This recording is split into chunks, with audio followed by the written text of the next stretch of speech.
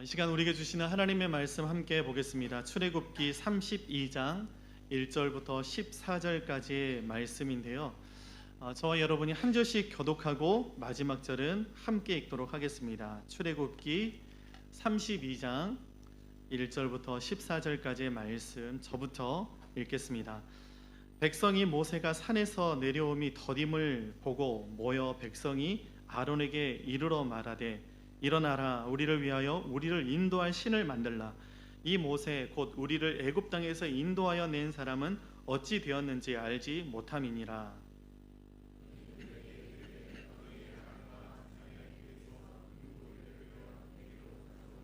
모든 백성이 그 귀에서 금 고리를 빼어 아론에게로 가져가매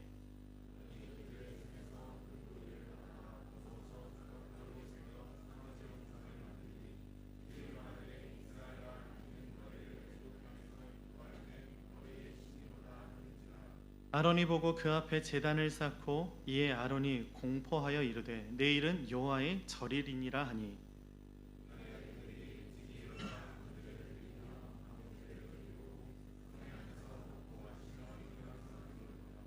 여호와께서 모세에게 이르시되 너는 내려가라. 내가 애굽 땅에서 인도하여 낸 내 백성이 부패하였도다.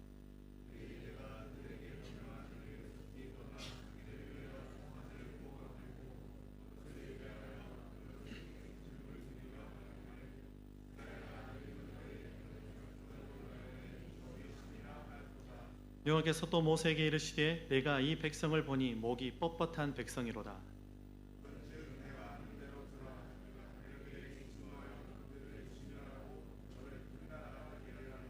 모세가 그의 하나님 여호와께 구하여 이르되 여호와여 어찌하여 그 큰 권능과 강한 손으로 애굽 땅에서 인도하여 내신 주의 백성에게 진노하시나이까.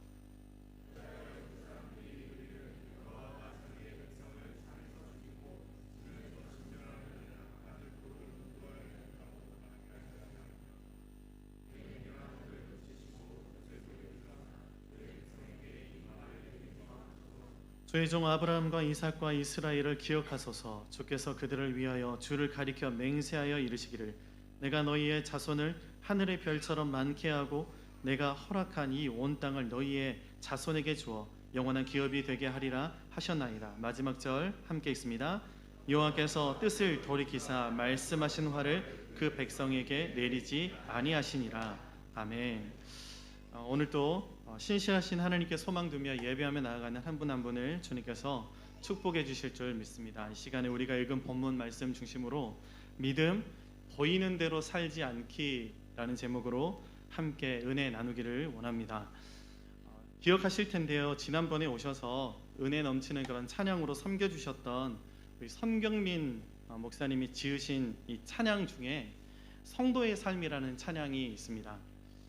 이 노래의 주제는요, 성도는 무엇으로 사는가 하는 것입니다. 그리고 성경민 목사님은 이 노래를 통해서 이렇게 또 고백하고 선포하고 있는 것을 보게 되는데, 먼저 성도는 믿음으로 사는 사람들이다 라는 것입니다. 그리고 성도는 하늘 은혜로 사는 사람들이다 라는 것입니다. 그리고 성도는 말씀으로 사는 사람들이다 라고 선포하고 있습니다. 그런데 제가 정말 큰 은혜를 받은 가사가 있는데요. 성도는 눈물 기도로 사는 사람들이라는 가사에 제가 꽂히게 됐어요. 그래서 정말 너무 어떻게 이렇게 가사를 아름답게 지으실 수가 있을까라는 생각을 하면서 찬양을 듣고 또 듣고 있는데, 여러분, 성도는 눈물 기도로 사는 사람들이다라는 것입니다. 왜 그러냐 하면요, 그 눈물의 간구를 하나님께서 외면하지 않기 때문이다라고 그렇게 성경민 목사님이 말하고 있는 것을 보게 됩니다. 여러분, 이 믿음이 우리에게 있었으면 좋겠습니다. 이 믿음이 있으면 우리가 절대로 소망을 잃어버리지 않을 수 있게 되기 때문에 그렇습니다. 그런데 오늘 성경 말씀을 보면 여러분, 이 믿음이 없어서 망하게 될 뻔했던 사람들이 등장하는데 바로 이스라엘 백성입니다. 무슨 말씀이냐 하면 하나님께서 당신의 백성을 외면하지 않으신다라는 그 믿음이 이스라엘 백성에게 없어서 이스라엘 백성이 실수하게 되고 또 범죄하게 되어서 하나님의 이 진노를 사게 되었다라는 것입니다. 오늘 말씀은 출애굽 이후에 이스라엘 백성들의 이 영적인 상태를 여실하게 보여주는 말씀입니다. 하나님께서 주권적인 은혜로 이스라엘 백성을 애굽 땅에서 출애굽시켜 주시고, 이 출애굽한 지 50일째 되던 날에 하나님께서 십계명과 율법을 모세를 통해서 허락해 주셨습니다. 이 말씀을 받은 날을 가리켜서 이스라엘 사람들이 총회의 날이라고 그렇게 부릅니다. 그리고 이스라엘 백성들은 지금도 이 날을 기념하고 있는데요, 초대교회 지도자였던 스데반 집사님이 이 날을 가리켜서 이 광야 교회가 세워진 날이라고 그렇게 칭하기도 했던 것을 보게 됩니다. 또 재미있는 사실이 있는데요, 예수님께서 6월절 어린 양으로 죽임 당하시고 그리고 사망 권세 이기시고 부활하시고 그 이후에 50일째 되던 날에, 그러니까 오순절에 성령이 강림하셔서 그때 초대교회가 처음에 태동한 것과 연관되어 있는 날이 바로 이 날인 것을 보게 됩니다. 바로 이 십계명과 율법을 시내산에서 받은 날이라는 것이죠. 그리고 하나님께서는 모세와 리더십들을 시내산으로 초대하셔서 파티를 여십니다. 출애굽기 24장 9절부터 11절 말씀을 보면 이렇게 기록하고 있습니다. 우리 같이 함께 화면 보시고 함께 읽어보겠습니다. 시작. 모세는 아론과 나답과 아비후와 이스라엘의 장로 70명과 함께 올라갔다. 거기에서 그들이 이스라엘의 하나님을 보니 그 발 아래에는 청옥을 깔아 놓은 것 같으며 그 말기가 하늘과 꼭 같았다. 주님께서는 이스라엘의 지도자들을 손으로 치지 않으셨으므로 그들이 하나님을 뵈며 먹고 마셨다. 아멘. 여러분, 이렇게 하나님 앞에 모세와 리더십들이 올라가서 나아가서 즐겁게 이 먹고 마실 때까지만 하더라도 너무나 바람직하고 아름다운 그런 모습이지 않습니까? 여러분, 예배가 바로 그런 것이죠. 하나님을 함께 만나고 하나님을 함께 높이고 하나님과 함께 더불어서 즐겁게 먹고 마시는 것이 예배이다라는 것이죠. 그래서 바라고 꿈꾸는 것은 우리 교회의 예배가 꼭 그랬으면 좋겠습니다. 우리의 예배가 그랬으면 좋겠어요. 은혜가 넘치고 감격이 넘치는 그런 예배가 되기를 간절히 소망합니다. 여러분, 모세가 이스라엘 백성에게 이렇게 하나님께서 허락해 주신 율법서를 낭독해서 들려줄 때만 하더라도 이스라엘 백성들의 반응을 보면, 하나님, 우리가 하나님께서 말씀하신 것들을 준행하겠습니다. 순종하겠습니다. 하나님 말씀대로 우리가 살아가겠습니다.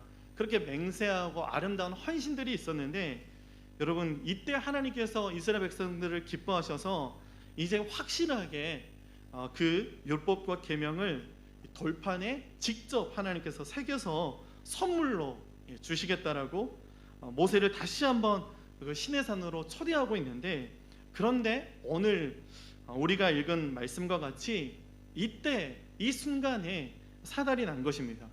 출애굽기 32장 5절부터 6절까지 말씀 우리 세번역 성경으로 함께 다시 한번 읽어보겠습니다. 시작. 아론은 이것을 보고서 그 신상 앞에 제단을 쌓고 내일 주님의 절기를 지킵시다 하고 선포하였다.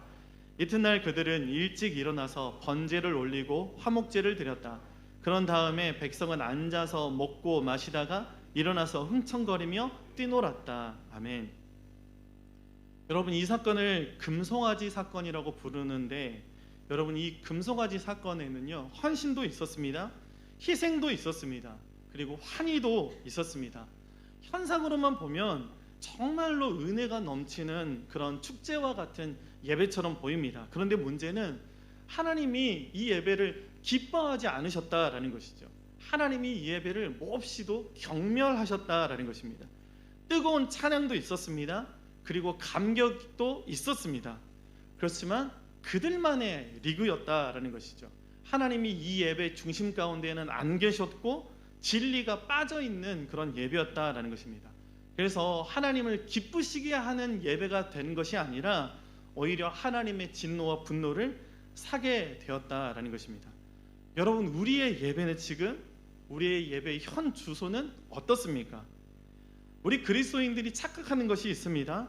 그것은 신령하게 그리고 진정으로 예배하면 된다라는 것입니다. 그게 꼭 나쁘다라고는 이야기할 수 없죠. 그런데 그렇게 따지다 보면 우리보다 무당들이 더 신령하고 또 진정으로 제사하는 것을 우리는 보게 됩니다. 갈멜산의 그 전투를 보더라도 그렇지 않습니까? 이 850명의 바알과 아세라 숭배자들이 제단 위에 불을 내려달라고 자신들이 믿는 신에게 기도할 때 모습을 보면 아침부터 낮까지 간절하게 기도했습니다. 그리고 제단 주위에서 춤을 추고 또 뛰고 그렇게 시작했습니다. 그래도 이제는 응답이 없으니까 칼과 창으로 피가 나도록 자신들의 몸을 해하면서 큰 소리로 그렇게 부르짖었습니다. 그런데 저녁이 되어도 응답이 없었다라는 것이죠.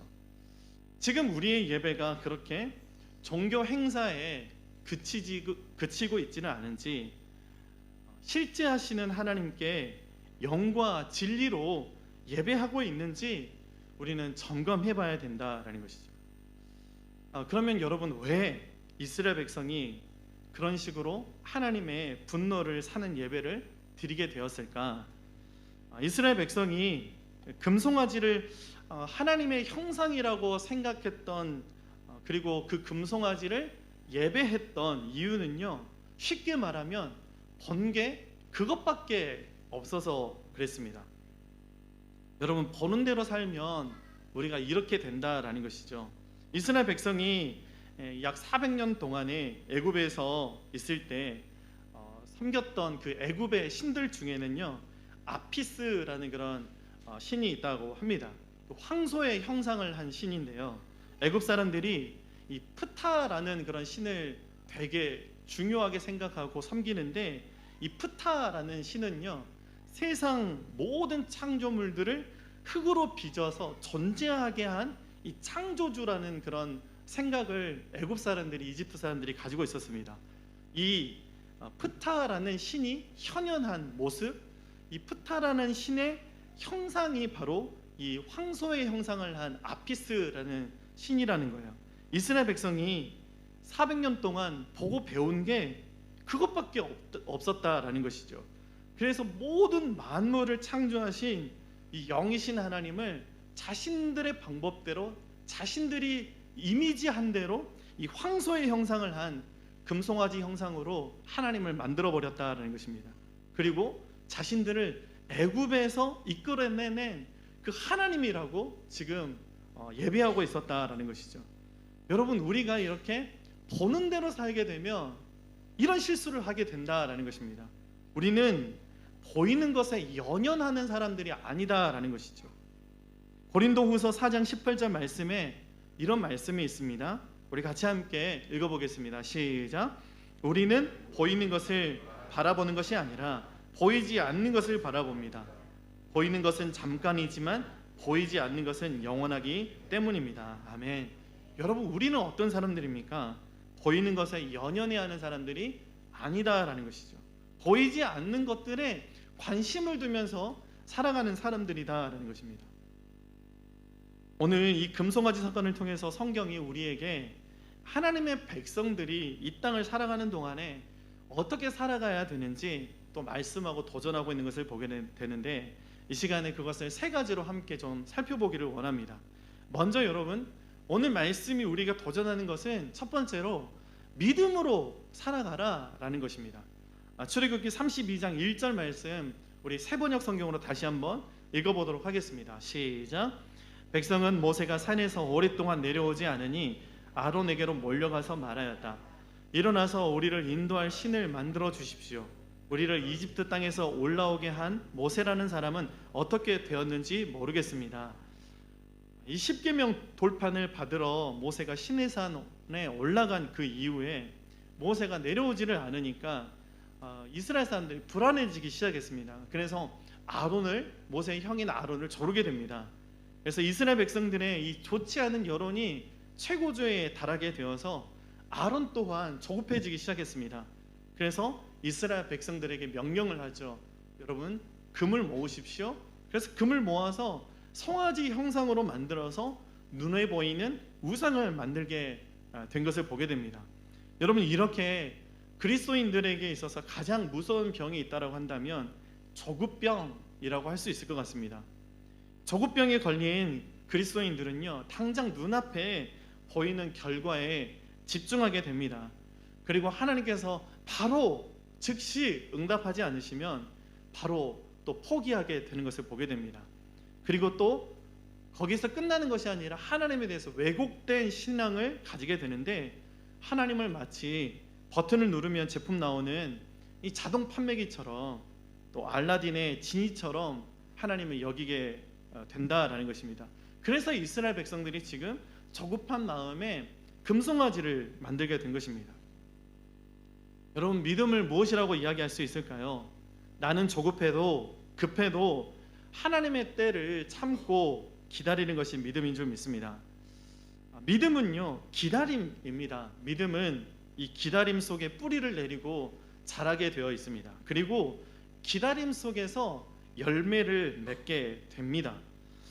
오늘 성경이 우리에게 말씀하는 것은, 우리가 보이는 현실이 아무리 우리를 낙심하게 하더라도 우리는 믿음을 잃지 말아야 된다라는 것입니다. 기도 응답이 더딜지라도 포기하지 말아야 된다라는 것입니다. 그래서 갈라디아서 6장 9절은 이렇게 우리에게 말씀하고 있는데요, 제가 읽겠습니다. 선한 일을 하다가 낙심하지 맙시다. 지쳐서 넘어지지 아니하면 때가 이를 때에 거두게 될 것입니다. 아멘. 하나님께서는 우리에게 믿음을 요구하십니다. 그리고 때로는 우리의 믿음을 하나님은 훈련하십니다. 그래서 아무리 기도해도 응답이 없는 것처럼 보일 때도 있고, 무관심하게 또 하나님이 안 계신 것 같이 보일 때도 있는 것입니다. 여러분, 그렇지만 그러한 생각을 가지고 살아가는 사람들에게 성경은 또 우리에게 이렇게 말씀하고 있는데요, 히브리서 11장 6절 말씀입니다. 우리 함께 읽어보겠습니다. 시작. 믿음이 없이는 하나님을 기쁘게 해드릴 수 없습니다. 하나님께 나아가는 사람은 하나님이 계시다는 것과 하나님은 자기를 찾는 사람들에게 상을 주시는 분이시라는 것을 믿어야 합니다. 아멘. 여러분, 응답이 더디다고 눈에 보이는 게 당장 없다고 하나님이 안 계신 것이 아니다라는 것입니다. 이스라엘 백성이 더디다고 소망이 없다고 소리치면서 금송아지로 하나님의 자리를 바꾸어버린 이 시간은요, 사실은 하나님께서 침묵으로 새로운 구원을 준비하고 계신 하나님의 시간이었던 것을 우리는 보게 됩니다. 그렇지만 불행한 것은 이스라엘 백성들은 이 하나님의 시간을 기다리는 믿음이 부족했다라는 것이죠. 그래서 이 금송아지 사건은요, 하나님의 시간을 우리의 시간으로 앞당기려고 하는 불신의 표현이었던 것을 보게 됩니다. 40일입니다, 여러분. 모세가 시내산에서 올라가서 내려오지 않은 지 40일 되니까 그것을 기다리지 못했다라는 것이죠.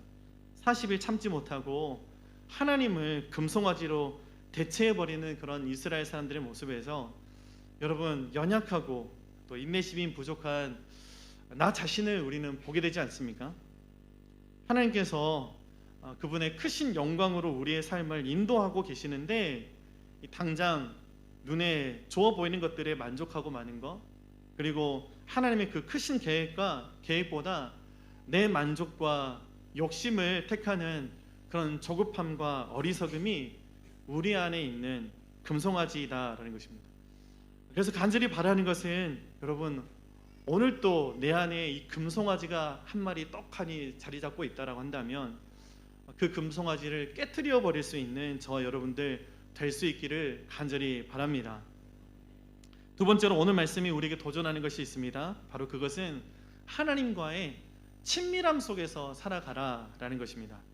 출애굽기 32장 3절부터 4절 말씀을 보면 세번역 성경으로 이렇게 말씀하고 있습니다. 함께 읽어보겠습니다. 시작. 모든 백성이 저희 귀에 단 금 고리들을 빼서 아론에게 가져왔다. 아론이 그들에게서 그것들을 받아 녹여서 그 녹인 금을 거푸집에 부어 송아지 상을 만드니 그들이 외쳤다. 이스라엘아, 이 신이 너희를 이집트 땅에서 이끌어내네 너희의 신이다. 아멘. 우리가 하나님을 오해했다라는 그런 책이 있습니다. 언젠가 한번 제가 설교 때 소개해 드린 적이 있었는데, 인도네시아 선교사셨고 그리고 미국에서 교회를 개척하셔서 10년 동안 또 사역을 하시다가 지금은 베샬롬 교회라는 교회에서 담임 목사로 섬기고 계시는 김형익 목사님이라는 분이 계시는데 그 목사님이 쓰신 책입니다. 그 책 내용을 제가 잠깐 읽어드리면 이렇게 그 책에서 목사님이 이야기를 하시는데요. 제가 잠깐 읽어드리도록 하겠습니다. 하나님께서 당신의 삶 전체를 참으로 선하게 인도하셨습니까? 지금 겪고 있는 어려움조차 하나님께서 베풀어 주시는 최상의 선이라고 고백할 수 있습니까? 이 질문에 예라고 대답할 수 없다면 당신은 하나님을 오해하고 있는 것이다. 기독교의 핵심은 하나님의 선하심이다. 하나님은 선하신데 왜 적지 않은 그리스도인이 자기 삶의 의문과 불평을 가지고 미래에 대한 불안과 염려 속에서 살아가는 것일까? 그것은 바로 하나님을 오해하기 때문이다. 선하신 하나님에 대한 신뢰의 결핍, 상실, 왜곡과 함께 많은 사람이 하나님을 자기들이 원하는 대로 생각하고 믿는다. 이것은 오해된 하나님이다. 성경의 하나님이 아니다. 좀 되게 세고 또 우리의 가슴을 철렁하게 만드는 그런 메시지이지만 여러분, 우리 안에도 이런 왜곡된 하나님의 상이 있지는 않은가 우리는 생각해 봐야 된다라는 것이죠. 여러분, 왜 금송아지 사건과 같은 이런 사달이 나게 된 것입니까? 이스라엘 백성이 하나님을 오해했기 때문에 그렇습니다.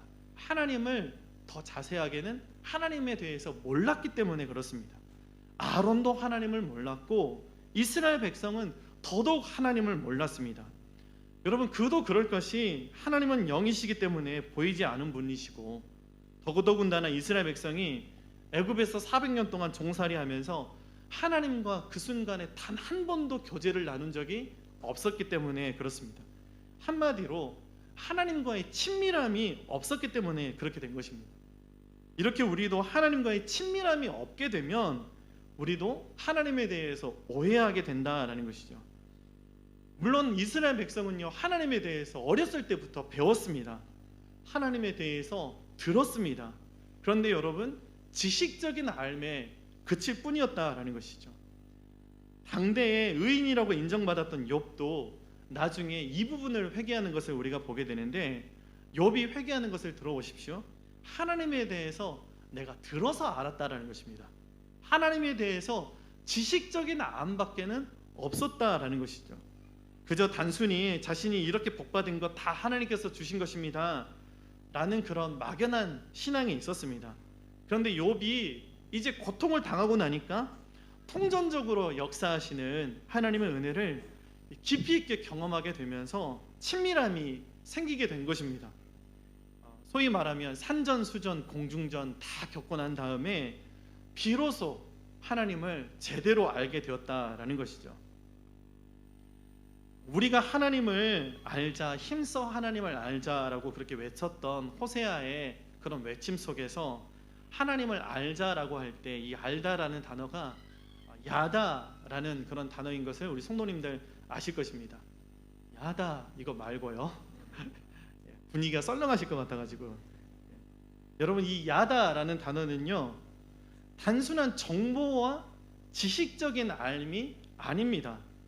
부부가 경험적으로 서로를 잘 알아가는 것처럼 전에는 남남이었지만 또 님의 점 하나만 찍으면 남이 되는 그런 사이이지만 여러분, 부부가 되어서 이제 서로의 허물들도 보게 되고 남모르는 비밀들도 서로 잘 알게 되어가는 것처럼 하나님을 친밀하게 알아가는 것을 의미하는 것이 바로 이 야다라는 단어입니다.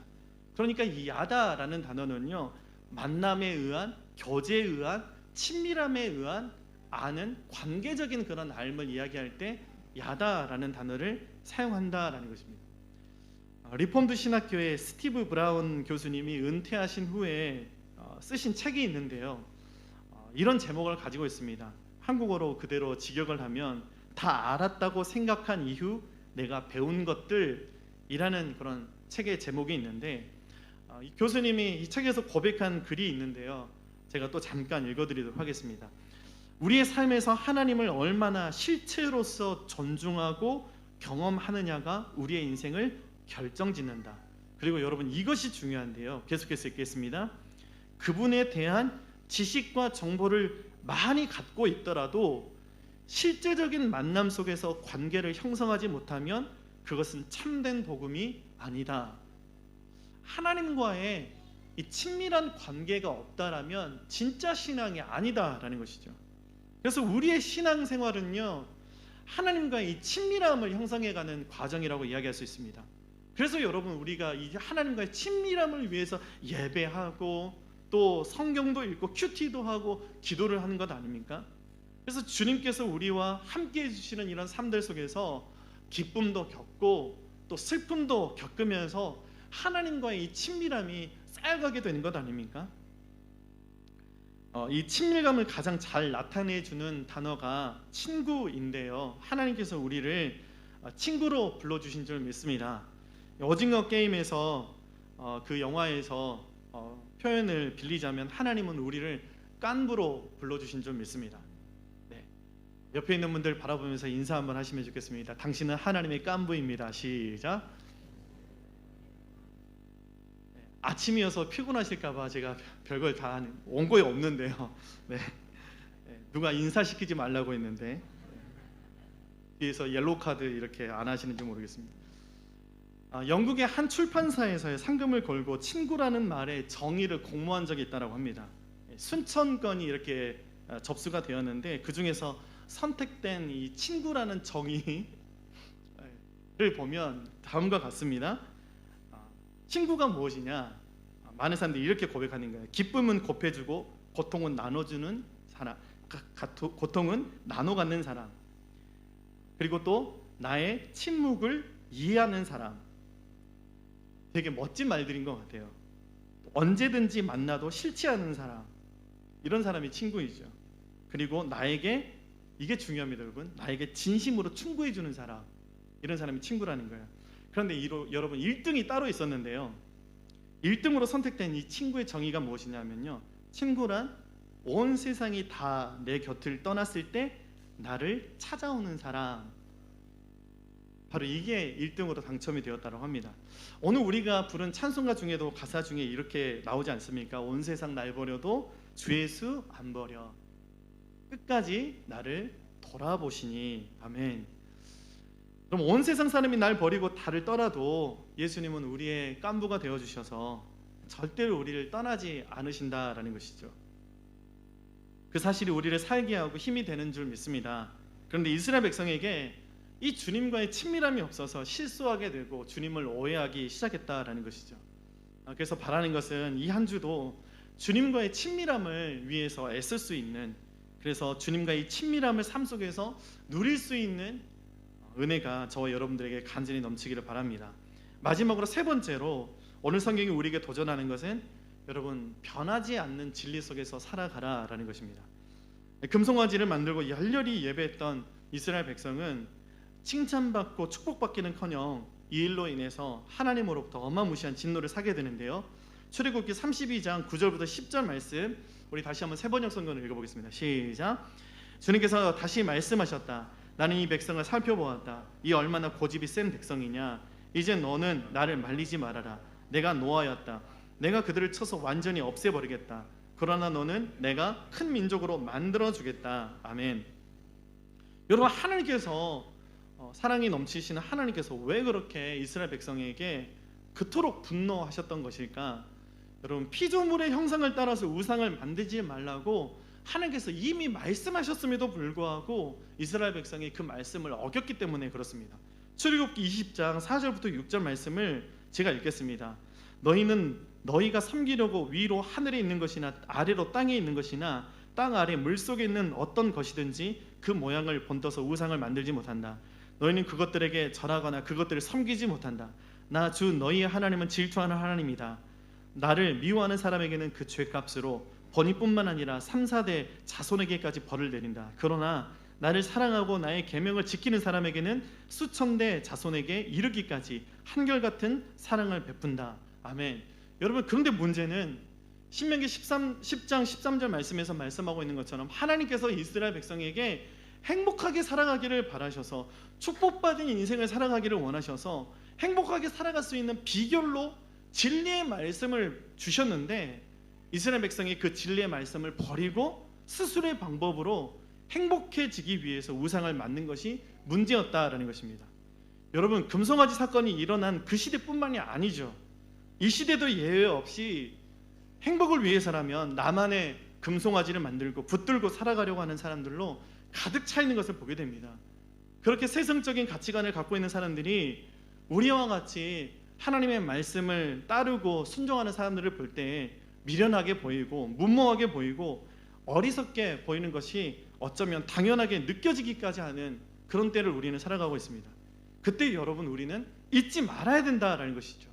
아무리 그런 세상적인 가치관이 팽배해 있는 시대라고 하더라도 그 가운데서 우리는 어떤 사람들이다? 하나님의 진리의 말씀을 따르는 사람들이다라는 것입니다. 하나님의 진리의 말씀으로 나의 금송아지를 단호하게 부셔버릴 수 있어야 된다라는 것이죠. 하나님의 진리의 말씀으로 나의 욕망과 미신의 그 악몽에서 깨어나야 된다라는 것입니다. 저는 아주 길을 잘 찾는 편입니다.